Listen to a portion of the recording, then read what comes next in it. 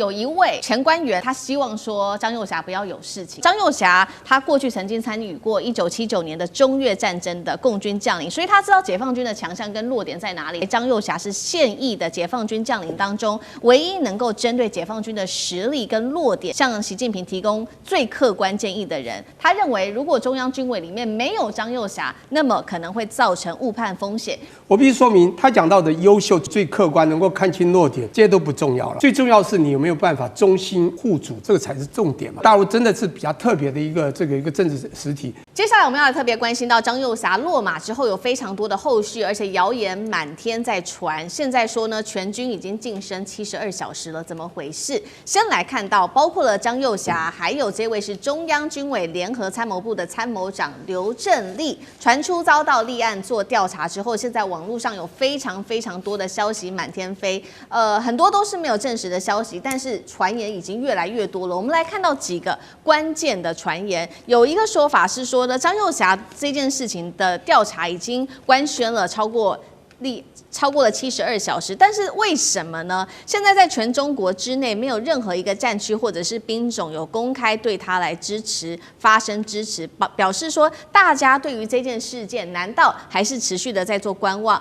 跟在摇摆当中吗？也有留言是这样说的，说现在呢，在第82集团军调动精锐特战部队之下，在北京的周边已经发动了闪电营救，成功的将张幼霞转移到比较安全的地点去了。各种的小道消息，甚至有说呢，这个拥护张幼霞的部队现在正在集结起来，并且准备做反击。兵变的剧本到底有可能发生吗？依照过去解放军的经验，还有他们的制度来看，后续张幼霞跟这个刘振立的调查跟惩处可能会怎么展开？舰长怎么看？首先，我对这个结果并不意外，因为你们应该了解习近平的个性是什么样子。习近平啊，你了解他的时候，你就会发现他是大概人类历史上啊打贪呐打得最严重、最认真的一个人。他不是今天才打贪哦，你去查他当初在1988年的时候，38年前，他才刚出任官员没多久，还在年轻人，他在宁德市的市委书记，因为打贪受贿，他抓了他们市委的官员大概400多个人。那我查过，当时宁德大概有多大？大概跟台北市的人口差不多，200多万。你就知道，如果说我举个例，像现在这个蒋万安当市长，在台北市政府这些单位抓了400多个贪污的、受贿的，你认为他是不是一个强烈的在反抓这些东西？那市委书记是这个市的那个头，那他当副市长啊，什么都不是他是头。他当到这个总书记的时候，他又变成头了。他从上任到今天呢，到了2025年，去年的6月30号，打贪总共到目前为止查得到的，他总共抓了662.8万人。这个数字啊，你真的去查，你就知道，除以他们共产党的人数，他抓了6.6%的共产党员。一个国家在崛起的阶段哦，能力很重要。这时候谁哪个官员，我能够怎么样带动这个经济，这个很重要。可是现在我们已经到达富强了。你们还是这样子的话，会亡党亡国。所以他依在他的信念就是，我们要把这个东西，我们共产党这些坏习惯给它根除掉。但是所有的因为你们没有待过军中，我知道军中其实是一个非常特殊的单位，连美国的将领都说军人是专制的，意思就我们不能讲民主，讲民主你就不要打仗了。是，所以他既然非常的专制，他就会变成底下是非常忠心。好比说我说，哎，华干很好，我升你当少将，你就少将。这个在别的单位都很难看到的。所以在军中就是大家都变成非常的忠心，那个忠的程度就是军人的第一个条件就是你要忠，你要忠于我，即使我在做坏事，你要忠于我。结果到后来就变，我觉得军中第二个大问题就是一个上将、中将他权力太大，他的薪水太少，就是我轻轻松松我可以决定这个几百亿的案子给谁，但是我的一个月月薪可能只有，好比说以台币来讲是14万、15万。相对来讲非常的少。我在海军总部的时候，我管过一个100多亿的案子，是我在写预算，我才少校那时候而已。就军中就是这样子，所以他的诱惑会很大。那你一旦诱惑了一个3个人诱惑，你知道不是他，都系统性的中将、少将、大校、上校一路下去，所以一抓就是一串，一抓就是一串。这次习近平就是决心要抓，所以抓了这么多的人。那有没有可能因为抓了很多人，他们想要说推翻习近平呢？或许会有这种念头，并非不可能。我们都被抓了，私底下一讲话都在抱怨，那我们是不是能怎么样？但是根本不可能，因为中国共产党，我以前一直认为说中国是中国，共产党是共产党，你要把它分开来看。但是我现在知道了，我有一次跟好几个这些专家讲，中国就是共产党。你把党国分开，那是你不了解他们的制度。是，他就是党指挥军。对。你根本不可能掉过头去指挥党，而且党它这最大的就是7个叫做中央常务委员，这7个人里面有习近平的4个人，他大权牢牢在握，想推翻他，我这样除非他脑袋不清楚，你说什么又来了一个谁把他救走，我真的不信。好，一方面有一个说法说张又侠是涉贪，所以现在落马，但另外一方面其实有其他的传闻，我们继续要请干哥来带我们看，是说他的落马原因是不是因为他功高震主，威胁到了领导者？等一下一起来做关注。我们先来看到这个《华尔街日报》的首席记者，这一位叫做魏梅林，他也做了许多篇的独家报道，他也解析为什么他落马。有几个原因，第一个是他说呢，向美国泄露了有关于中国大陆的核武计划，这是一个原因。另外也有中共内部调查说，这是第二个原因，说因为他提拔了中国大陆前国防部长李尚福，换取这些巨额的贿赂，这是第二个原因。但是《华尔街日报》又有另外一个分析，就是我们刚刚特别提到的，说呢，对照有一个说法是因为他已经让这个习近平感受到威胁，因为他功高震主，而他特别《华尔街日报》也举例，当年这个直接对照张又侠的倒台是对照50多年前的毛泽东跟林彪的这个决裂，两起事件都是最高领导人把他们的2把手给扣下扳机，是不是这样子？干哥怎么看？我非常同意舰长的看法，就是说，其实在中国的军委会里面，你很难说我们今天这个我们人人自危了，大家要不要联合起来？联合起来干嘛？推翻对我们有威胁的人，那就是最高领导。我觉得这个可能性非常的小。为什么？因为中国就是中共的这个体制，它是一贯的，它永远是一贯的。今天如果说发生这样的事情之后，那你说真的产生了一些调动上或是一些讯息上的动乱的话，我告诉你，就算中国的讯息是再怎么封闭，它总比伊朗要开放吧？伊朗是死了多少人你都不知道，中国是你哪里死了人一定会被知道。为什么？因为消息会传出去。所以是像这样子的调动，我觉得根本就不可能的事情。所以到现在为止已经72小时了，对不对？那张又侠他的以前的老伙伴们，照理讲的话，他有在任何的兵种或任何的军区，他一定都有他的老部下或是老长官等等。那为什么大家都还在观望呢？就代表说什么？代表说其实习近平对于这个掌控力还是非常好的。其实从李尚福啊、何卫东啊等等这些苗华等等这些人中箭落马之后，我们就可以慢慢看出端倪，说到最后会不会整肃到张又侠的身上？因为张又侠这个人，他真的说一句实在话，这让连中情局都很讶异。为什么？因为张又侠的爸跟习近平的爸，两个人的老爸都是好朋友，那是绝对的红，那是绝对的。我跟你讲，根正苗红，那是绝对没有问题的。对。而且老实讲，张又侠他是真正的实战经验是什么？韩战太早了，不可能，那时候他还小。他是1979年中越边境战争。我们是这样讲，对于中国来讲，那叫惩越战争，惩罚越南人民共和国啊，惩越战争。他在前线，他指挥炮兵。那时候中国的炮兵还算是这样讲好了，152 mm 炮还算蛮原始的。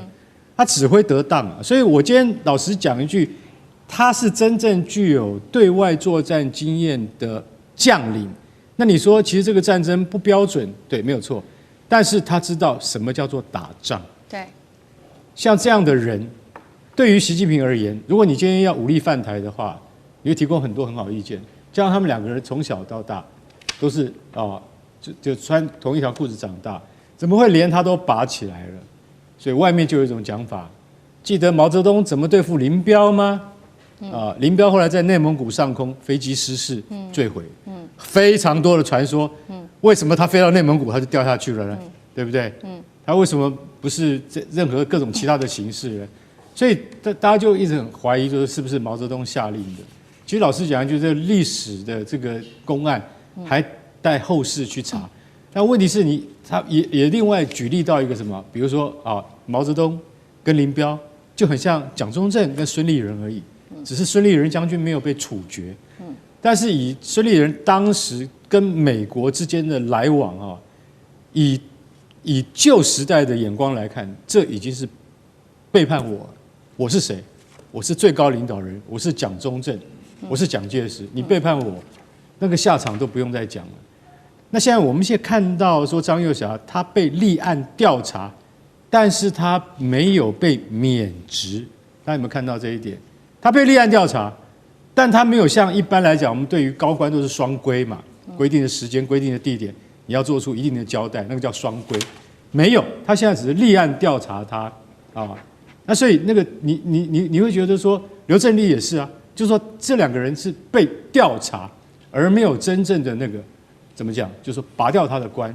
所以我认为其实报道说他功高震主，我相信也是。还有一个更离谱的说法说，我是不是在这个房间里面挟持你，就叫做叛变，就是说张幼霞对习近平这样讲，我觉得那个叫什么？那要言情小说看太多你自己编故事编出来的，不，那谁能够接近他们两个人讲话？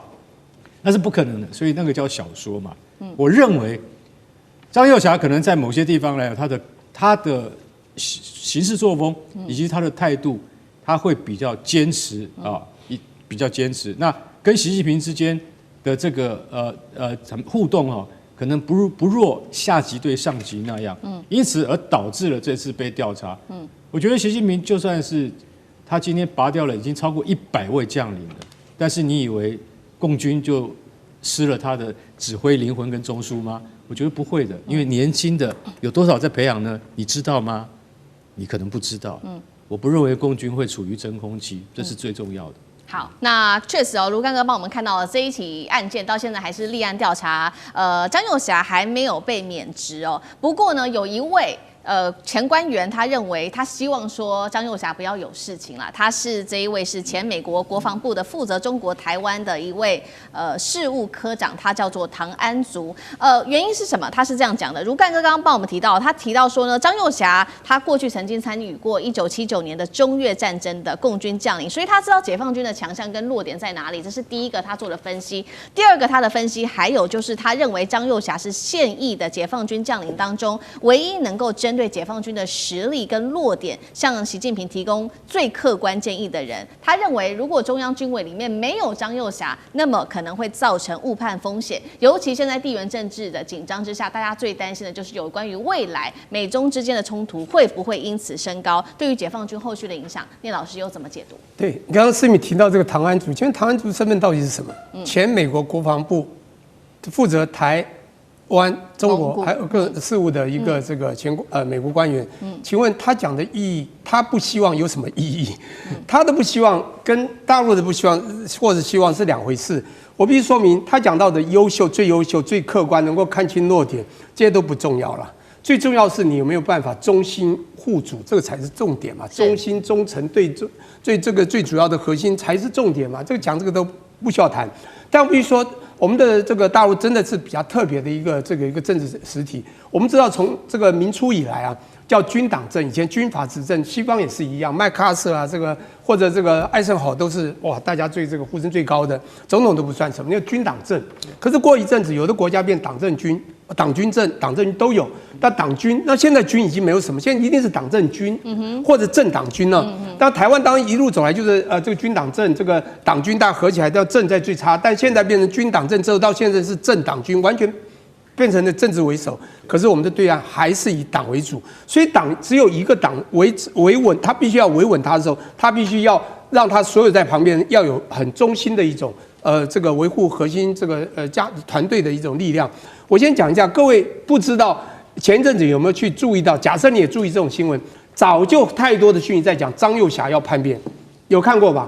多少张幼霞叛变的新闻？请问这个讯息有没有风有没有浪？绝对会有一些。这表示什么呢？表示他就算没有那么反对习近平，他也很想做他想要做的位置，或者他觉得习近平你没有什么，我以前多厉害，30岁我就在越战，对不对？就维稳了这个越战的整个军事，我那么有经验，就像唐安祖讲的。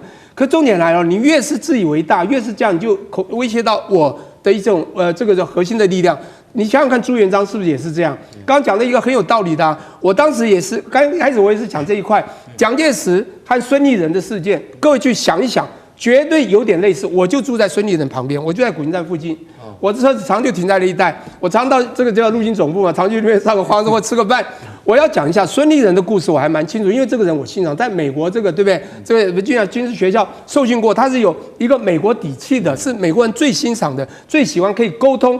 那当然，虽然蒋介石是军头，可是你知道孙立人可能最能够符合美国的底气，以及还有一个文的，你知道吗？那个文的快跑掉了，我不要讲谁，就孙立人的确有威吓到蒋介石当时的一个核心力量，但重点是孙立人是一个忠心的人，他比较不会出事，他甚至都直接就表白了，说的确有这种事，所以他会被兵弄到台中，这是有原因的。他骂过蒋介石吗？没有，他也知道真正主真正在台湾的主就是蒋介石，来这边我们要尊重他。可是美国一直希望我取代，他就很两难。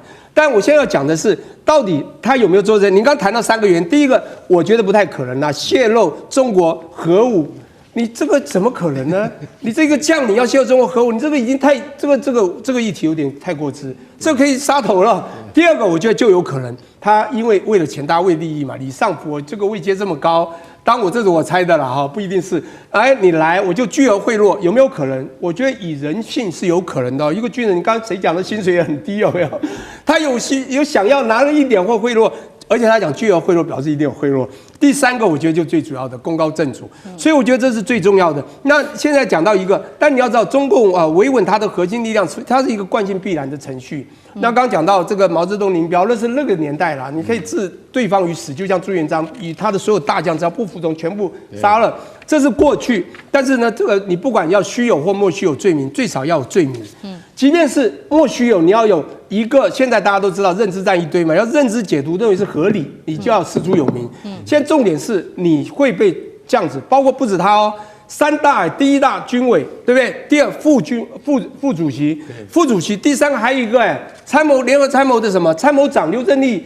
2、3都拿掉，请问一下什么原因？我觉得就是可能中心不够，但是必须要师出有名。那假设你将来之前有贿赂，就有贿赂，这就是一个名了。假设就算没有制造一个讯息，也有可能的。大家都知道情报局可以做假讯息，那 CIA 可以，我讲对岸国安会也有可能。不管怎么说，我觉得这个就是，我觉得最后还是一个中心的问题了。好，谢谢老师。好，我们来关心的是解放军的第2号人物张幼霞落马这个传出有一些不一样的原因，不管是在做核武上面的泄密，还是黑金贪腐，现在双爆雷习近平彻底掌握军权了吗？那台海局势接下来如何看？今天我们会一起的来做关心，这个是中国大陆的国防部在1月24号这一天正式的宣布了，中央军委副主席张幼霞以及包括了中央军委联合参谋部的参谋长，他们提到的刘振立2位因为呢这边说涉嫌严重的违纪违法，遭到立案审查做调查。那么解放军也在1月26号在头版这边特别发文说，人民军队不容反败，不容贪腐等等。那《华尔街日报》也做了报道说，张幼霞真正落马的原因，《华尔街日报》解密，是因为他说呢，向美国泄露了有关于中国大陆核武计划的资讯，这是第一个原因。第2个原因，现在据传是因为内部调查指出，张幼霞有帮助提拔中国大陆前国防部长李尚福，借此来换取巨额的贿赂。现在指出有2个重要的原因，委员怎么看？这背后到底有什么样子的地下交易或秘密吗？这里面到目前为止都很难精准的去判定到底发生什么事中共中央军委会如果以这样来看的话，目前只剩下主席习近平跟副主席张生民剩下2个人，而这副主席张生民是火箭军的上将，那其他的大概都因为各种事件而下台。而这一次指控张幼霞的用词，我仔细看是有点的特殊。第一个特殊的地方是说，他指控他破坏党军委会主席负责制，也就是这里挑战到的习近平的权威啊，很明显用这个字眼就表示他公开或者在军队里面跟习近平唱反调，啊，所以这是一条罪状。第二条罪状就是说他贪腐，但是国外的媒体是说他涉及收钱帮李尚福升为国防部长，那大陆的媒体倒是没有提到李尚福的事，会不会从李尚福的案子里面延伸过来不清楚啊，都是这样贪腐。那第三个罪状呢，就是没有遵守党的纪律啊，跟党的纪律是什么东西呢？那《华尔街日报》说他有把核武器的计划啊泄露给美国人，那这个都是《华尔街日报》额外的新闻，在大陆上倒是没有这方面的新闻，所以这个里面呢，不管哪一条啊，在任何一个国家里面都是比较重大的事情。哦，比如你挑战最高统帅，然后你这个升官收钱，然后你泄露机密啊，但是这么高位阶的人怎么会有这种事？他也70几岁了，70几岁的人通常不会有什么政治野心啊，到底发生什么事？真的是令人匪夷所思。那所谓参谋长哈，这个刘振立啊，他官位当然小一阶，但是也是解放军军方哈非常高阶的一个领导的将领。那整个军委会里面都有不适当的人选跻身其间，这个大陆的体制自我检讨、自我修正，这是必要的。好，那我们也看说，接下来张又侠遭到清洗嘛，对于接下来解放军的整个体系会造成多大的冲击？等一下请吕舰长来带我们看，也是说是不是间接反映习近平已经在大权在握，能够掌握军方了呢？我们先来看一下这个张又侠他的背景，因为特别的不凡哦，他是中共中央政治局的委员，也是中央军委会副主席，跟习近平同为太子党的成员，而且父亲哦叫做张宗逊，在国共战争的时候和习近平的父亲习仲勋同在西北野战军并肩作战。张又侠的位阶来讲也非常的高，仅次于习近平，被视为解放军的第2号人物。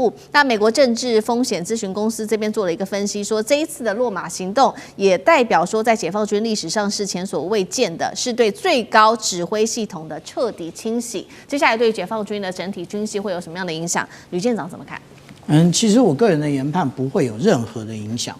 为什么？因为这一次落马的就是只有这2位哦。那当然，加上之前的，现在这一个有关于中央军委只剩下2员。那我想请教一下，如果有问题的话，那之前是怎么运作的？那以军方来讲哦，那解放军其实它这个是一般大家比较少了解的，但是如果以国军所对外公开的，我们有5级代理制度。5级代理制度，例如说舰长现在阵亡了，谁来替补副舰长？那副舰长阵亡了，谁来替补？那有可按照各个单位不一样，属性不一样，就会有不一样的一个替补，可能是辅导长啊，或者是有可能是战系长，或者是作战长。那中央军委何尝不是如此？现在能够正常运作，也因为如此。那我们来看一下，大家认为有问题。那我想请问一下，也就是这个东部战区的司令杨志斌，他仅上台了1周，我们就看到了这一个正义使命2025一样，这个军演也顺利完成，而且甚至他操演的距离更接近台湾，更进一步的抹除台湾的治权的部分。所以这就表达解放军对于这种各种的应对啊，他已经做好准备了。其实如果按照刚刚无论是主持人或者是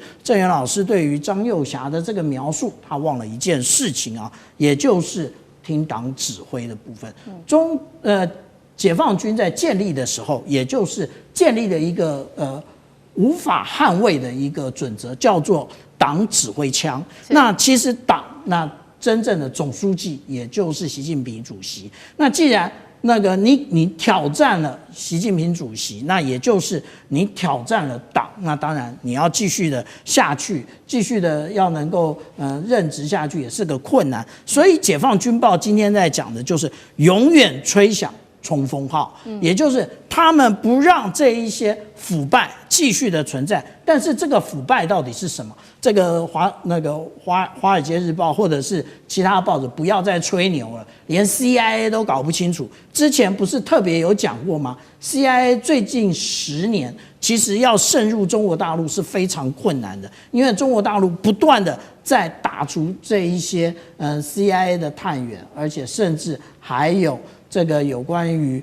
那个法律的约制啊，都在这里面。所以我们这样讲，他方式的贪腐啊，这个是南华早报曾经对于这个从李尚福那到现在张幼霞他的一个描述，那这一个描述真正的指出来的，也就是他们在共事的过程当中是曾经做过了什么，或者是他们曾经认识了哪些人。所以其实我们讲，当一个军人啊，饭不要乱吃，礼不要乱收，然后小孩不要送到西方去，因为这一些可能都是未来被拔除真正的那个原因。那至于说我们来看这个对台湾是不是会有进一步的影响，其实没有影响。我刚刚已经举了这个东部战区对台湾进行的这一个正义使命2025都能够顺利的推动。那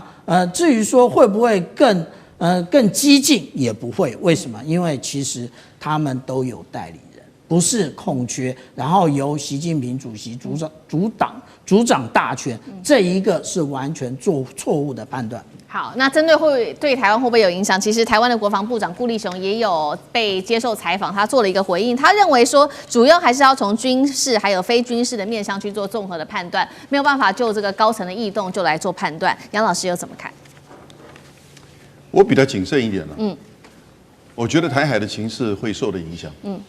但是怎么样的影响要再去做评估。我个人认为张幼霞跟习近平之间一定在指挥系统上，或在某一个事情决策上出了严重的落差。然后呢不一致，甚至可能张幼霞跳过习近平做了一些决定或者是作为。我举2个最近的，就是解放军的事件。第一个就是在对台军演上，第2个就是辽宁舰的整个在穿越第1岛链和日本的军机的接触，看起来应该是整个当时对于高市早苗的发言的一个就是反制，因为那个时候的军演也是说为了要遏阻台独，以及就是因为美国要卖1.25兆武器给我们，同时也是为了吓阻外力，那当然就是指高市。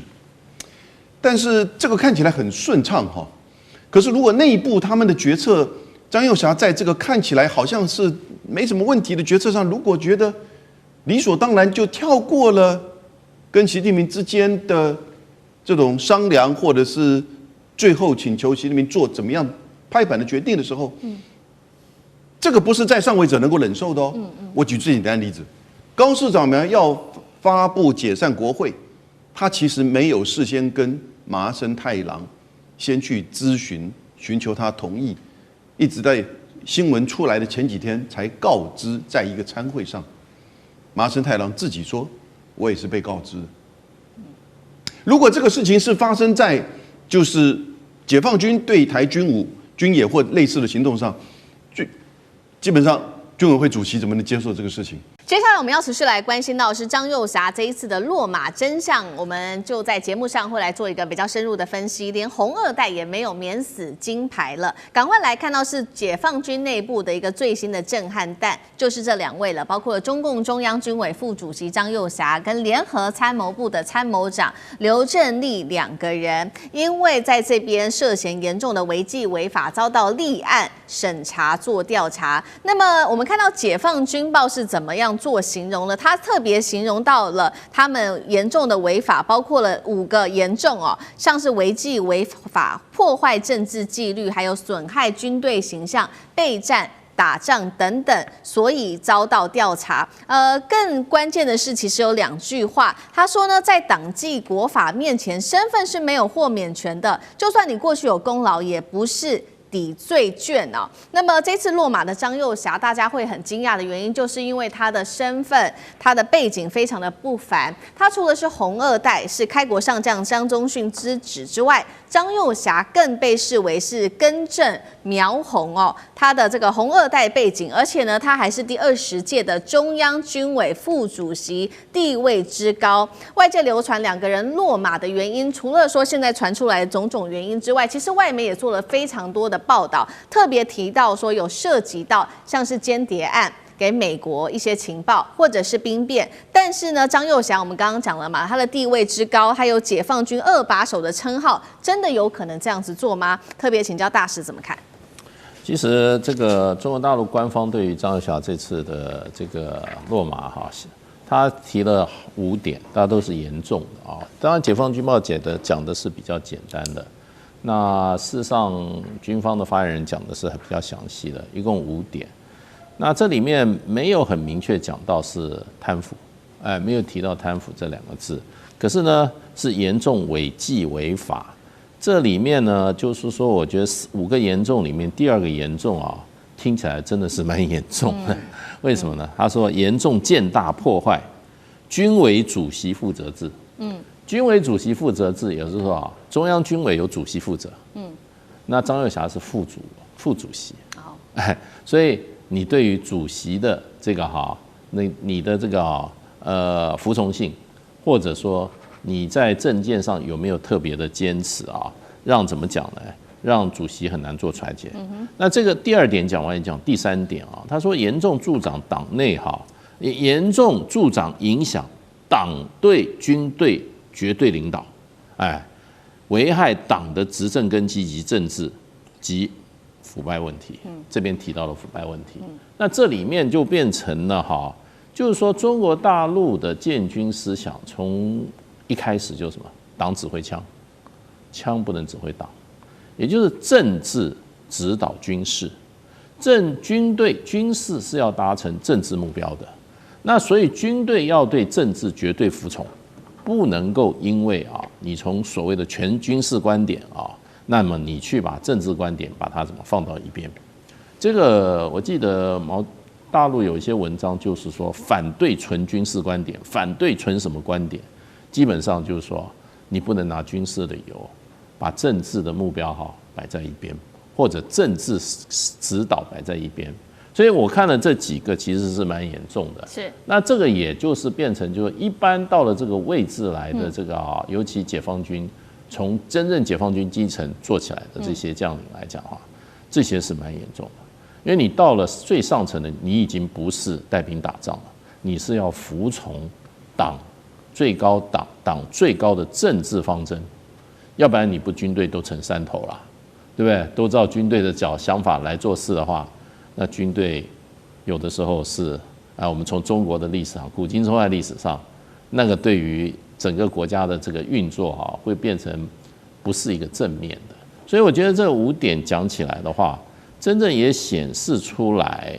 那么目前可能有一段时间，在大陆的这个中央军委的高层有一些现象存在，那这些现象就造成了那张幼霞跟刘振利是中央军委的委员嘛，中央军委委员那的落马那所以我觉得就是说，以目前我觉得大陆的政治风气就是很清楚，政治文化很清楚。第一个就是说贪腐你不能碰，贪腐没有上限打贪没有上限，不是只打苍蝇、老虎狮子甚至赤龙赤凤照样一律都打，没有位阶的问题。第二个就是说这个基本原则，尤其在军委会来讲的话，就是党指挥枪，政治是高于军事，军事思想要附着于政治思想之下的。那么这个大陆的讲法就是军队解放军是党达成政治任务的这个忠诚的骨干，那这个是一个原则。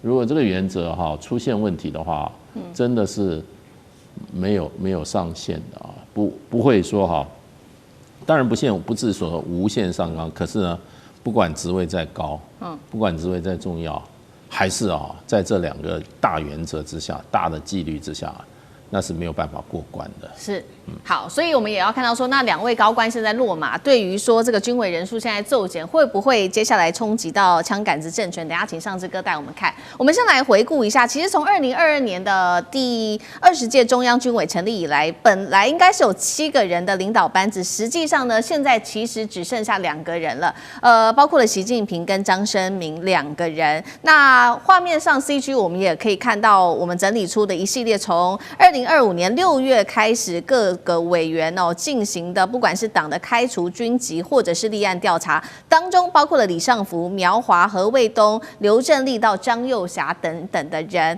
那外界有解读说，现在军委人数变少了，有2个解读，一个解读是说，代表说习近平未来的权力也高度集中了；另外一个解读是权力不稳。那上次哥又怎么看？现在所有在外面传说对于习近平在军事方面的权力不稳的，大家基本上都是像法轮功一些外围的宣传组织。只要对中国大陆有一些真正了解的人，都知道现在习近平的权力稳如泰山到难以想象。那为什么这样讲？其实特别是这一次连张又侠都能够拿掉或落马。那就显示说，因为张又侠之所以升任，主要就是他跟习近平他们2个人的爸爸当时就一起在打仗的，所以过去在军中的2个人的爸爸都已经世交之好。那么习近平跟张又侠基本上都是可以说小时候在一个大院里头一起成长的，彼此知之甚深所以在这个过程里，最后还是把你自己这个发小拿掉，这必然有一些绝对性的原因。那么除了刚刚其实大使所提到，我认为这里头个人认为最大关键是第一个当然贪腐啦，没有话说。第二个当然其实就是在他们自己的5大的问责，就是说张又侠的这里头最重要的其实就是他干扰了军委主席习近平在军事上的意志。其实我们不得不说，在过去在胡锦涛时代，当时后来在2012年，当时就开始开除掉。就把这些贪腐的又乱搞的这些军委副主席，我想印象最深刻的其实就郭伯雄跟徐才厚，他们那时候架空胡锦涛的严重性，这众所皆知，事后也被验证了。所以这个军权权力再大的时候，这些副手们不要说是他们自己无视于国家领导人，而且他们自己本身一个上将，各位算算他底下有多少中将、少将，一整串怎么讲？大粽子或大葡萄一整趴都是他们同甘的人。现在你端掉一个上将，大概就我私下了解，大概上下超过100人到200人，这些所谓台湾说的中校、上校以上手上有实权人是全部都要拿掉的，因为这个贪腐是一个连带性的东西。所以这就可以知道，不是习近平大权在握，而是习近平下了多大的决心。这样子的魄力到整个军委，过去军委5人7人，乃至到现在只剩他跟张升明，而且张升明是去年才刚上来的，而且众所知道张升明没有打过仗，张升明自始至终不能说是文官，但他自始至终都理解是他就是帮习近平在军中清除贪腐的最关键的人。那么升上来之后。才不到半年期间，张又侠就被弄掉了。而且其实我们都知道，这2天在美国的媒体里头，《华盛顿邮报》就指出，甚至更严重的披露一个秘辛啦。但是现在这个都还没有被验证，就是到底张又侠有没有泄露中国大陆核武器的最关键的数据跟机密？但美国方面现在这样说，各方面都是保持了怀疑，还在看这几天后面有没有影响。如果这真的是最关键的原因，怎么可能不把张又侠拿掉呢？所以现在我觉得最主要的部分，第一个没有错，习近平当然是大权集中，而这个集中主要在于不只是说他不容忍在道德上不能有贪腐，而且你知道贪腐就有裂缝，你贪腐可能就会被美国收买。这样子的严肃性不可能在军委最核心决策者里头能够出现的。贪腐不是道德问题，是情报跟国与国之间最关键的这样子的一个问题。第二个，我认为在这次93大阅兵也可以知道，习近平越来越愿意让在基层战区的那些少将、中将直接来执行最高的任务。无论打台湾，无论中美对抗，一旦发生重大战争的时候，不一定要上传统，一定要有个上将指挥一大堆中将，指挥一大堆上不用。如果那些是真正有战力的，直接少将、中将拉拔起来，这些又肯干、又研发、又不贪腐的话，何乐而不为呢？我认为是这次整个大清扫，要把从过去战区改变，到现在从人事操守，到真正习近平在寻求真正的军事专业、军事人格、效忠忠诚的这样的基本条件，才能够在他身边。好，习近平一方面我们看到在内部自己做军系的一个大清扫，那现在大权在握，那接下来大家也在关心说，接下来对于台海的局势跟这个决策到底会有什么样子的影响？其实有2个说法，第一个是说高层的震动对于台海来说是会降温的，第2个说法是说对于台海来说反而是情势会因此升温。我们先来看降温的说法，代表说解放军的指挥链现在要做怎样全部的一个全盘重整，那对台的军事行动可能就会暂时先放一边，先不要管。第2个事情是说，对台海情势可能会升温，就是因为习近平已经为未来重大行动做了一个比较彻底的清场，那军权现在比较干净了，他反而会在台海上面可以更集中压力。哪一个说法比较有可能？第一个问题请教干哥，那第2个问题也请教干哥，是说有人说呢，张幼霞事件会这个削弱解放军战力，但是以台湾的国军为例，其实也有分成5级的代理人制，所以对于解放军来说，到底会不会伤筋动骨？这是第2个问题，请教干哥。好，你看看哈，现在中央军委只剩下张升明跟习近平2位了嘛，军事委员。那你就认为说这个机器就转不动了吗？你错了，完全转得动，根本不用担心这种问题。从那个李尚福就前国防部长啊，还有军委苗华、何卫东等等，陆续中箭下马。我们那时候就一直在看，接下来是谁？为什么？这些人都是非常重要的职务，那就是宣布苟合、打仗、外交，这些人都是最重要的成员，一一下马。接下来我们就知道说，今天张幼霞可能会沦落到这一天。果然验证了，就代表什么？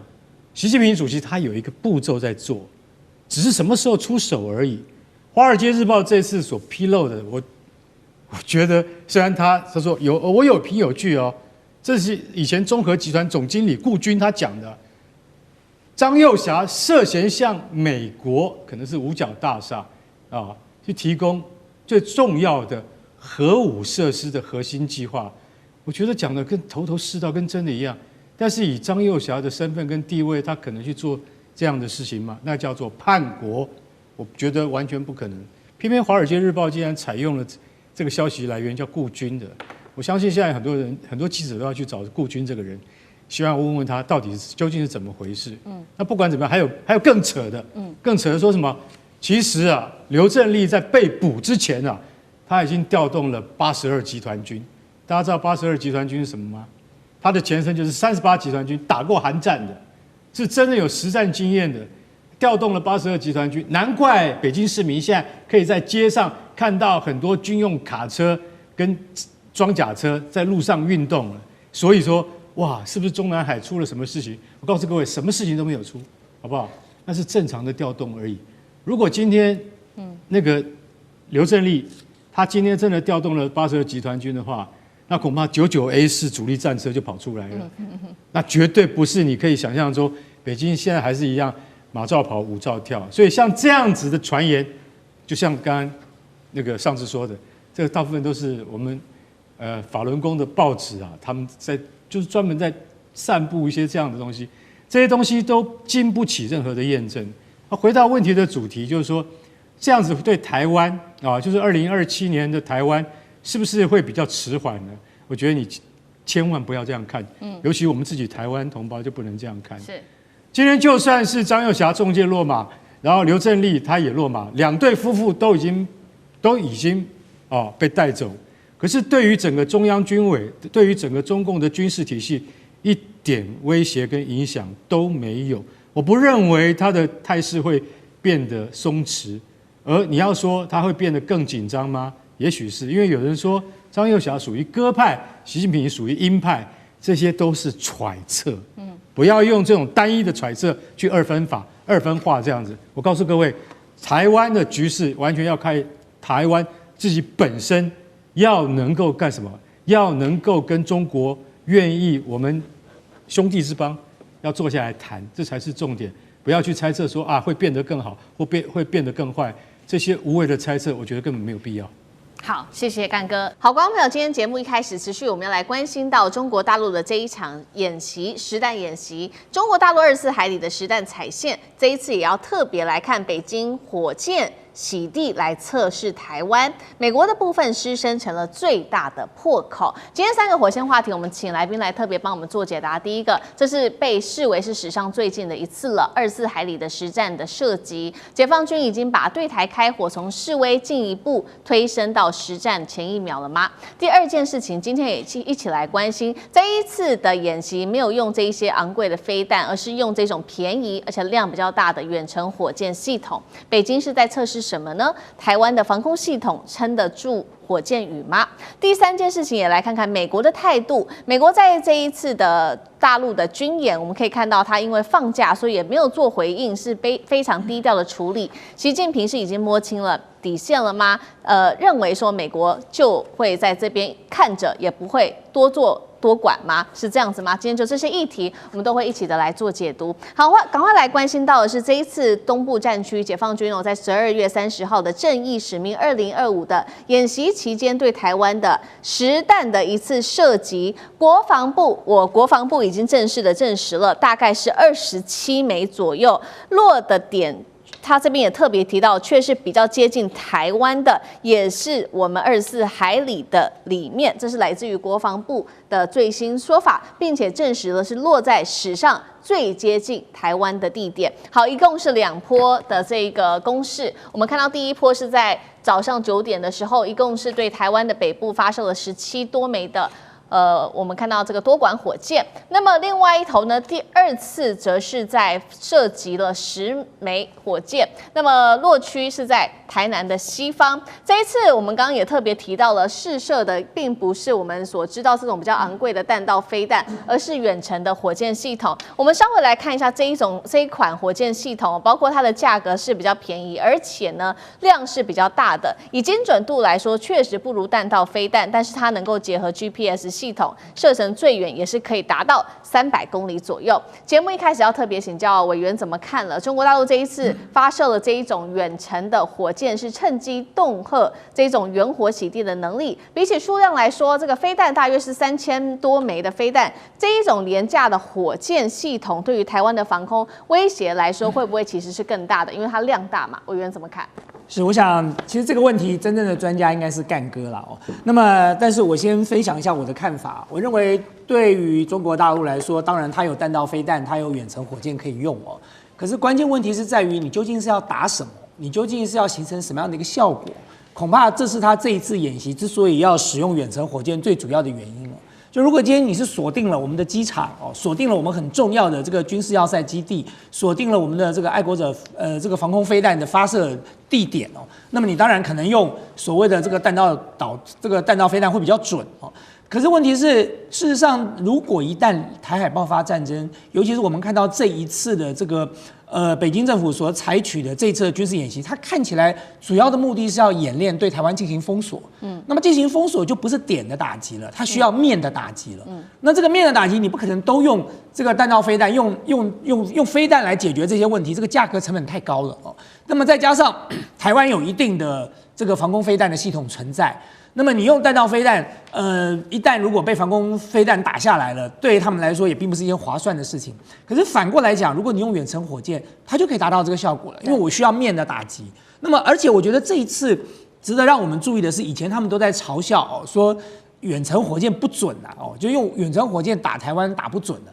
可是从这一次你看到，它分2个地点打，它从平潭射一波，从泉州射一波，它这2波都进入了24海里之内，所以某种程度来讲，这2波所射出来的这个远程火箭都可以证明他们的精准度有大幅的提升了。那我说，如果你是打面哦，跟打点不一样，点要非常的精准。可是打面来说哦，你只要能够覆盖在这个范围之内，达到这样的这个打击跟歼灭的效果，你的功能就达成了。所以对中国大陆来讲，因为我有这么多廉价火箭，我有这么多这个远程火箭，我不用，我干嘛闲着没事杀鸡用牛刀，对你所有的目标都采取用弹道飞弹的攻击方式呢？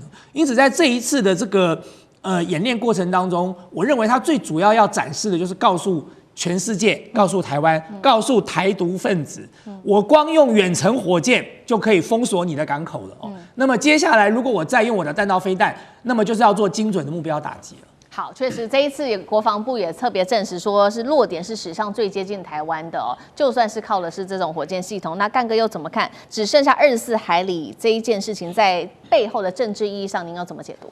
他这一次其实真的这个是实弹嘛，那大家就看到实弹的确已经打到你的家门口了。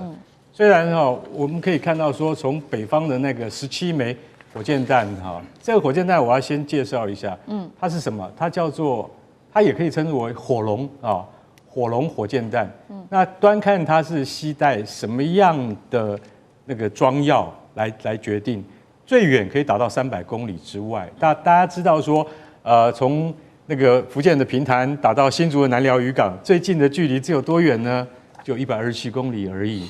台湾海峡最近的地方就在这边127公里，那它的射程有300公里，那它绝对可以覆盖。也就是说，它在福建平潭的基地就可以直接打到这边来，那这个叫做远火，也就是说，中共的就说远方箱型火箭部队，像这样子的部队是师承于2次大战史达林的多管火箭，也就是史达林的风琴，它叫做卡秋莎火箭，也就是当时在史达林格勒之役的时候，端靠这些火箭就是说阻挡了德军的攻势。其实德军出动100万部队是要包围了史达林格勒，后来被朱可夫的部队，也就是当时的苏联的元帅朱可夫动用200万部队反包围起来。那里面最重要的一个武器就是卡秋莎这种多管火箭。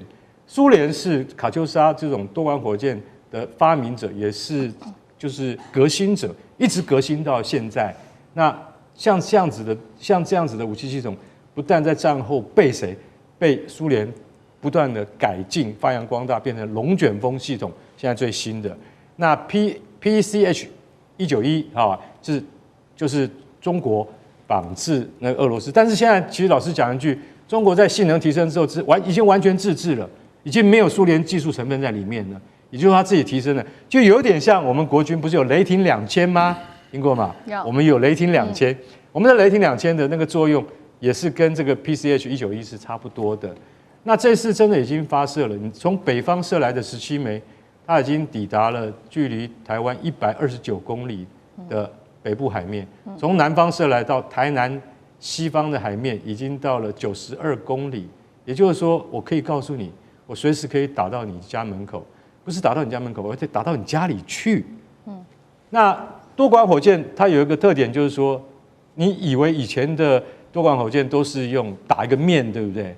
对，其实老实讲，现在还是打一个面，但是它今天都有带着 GPS， 对，已经不再像是以前，就是大概打一个区域这样子，有点像火炮，因为火炮是不准的，可是火箭呢也是不准的。可是现在我们的火炮跟火箭弹都有带 GPS 系统了，它仍然不像这个战术飞弹那么准确，可是它已经能够涵盖这个面的话，就像刚刚委员讲，如果今天我已经锁定你的乐山这个雷达长城那个雷达系统的话，那我用火箭炮也是可以达到的，而且它的单价只是飞弹的1/10到1/20而已，只是它要发射多枚去覆盖。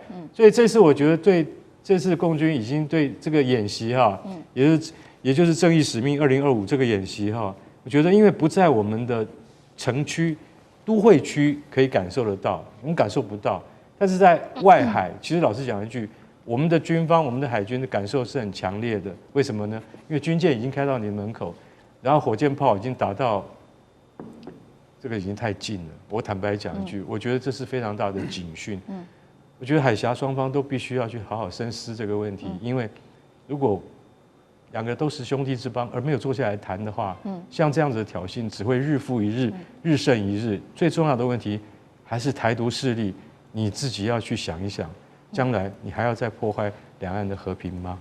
而且这24海里，其实我觉得代表了很大的政治意涵。就是第一个，以前对台湾来讲，海峡中线是我们的这个防卫基准线嘛，过海峡中线我们就视为这个侵略行为了。对。而到现在呢，海峡中线已经没有了，已经完全被没收了。是。然后我们的交战守则也再也不踢海峡中线了。然后我们就开始一步一步的往后退，现在退到24海里了。24海里就像刚才干哥讲的，大概就是40-50公里的地方了。对，24海里已经是逼近我们的生存线，这个发展的这个最重要的底线了。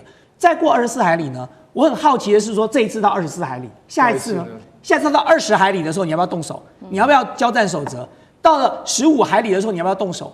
当它越来越逼近的时候，由训转战的可能性就会越来越高了。那个时候，台湾根本就是无险可守了。好，所以我们看到这一次的演习的实弹演习已经射到非常的近，几乎都已经到了家门口了。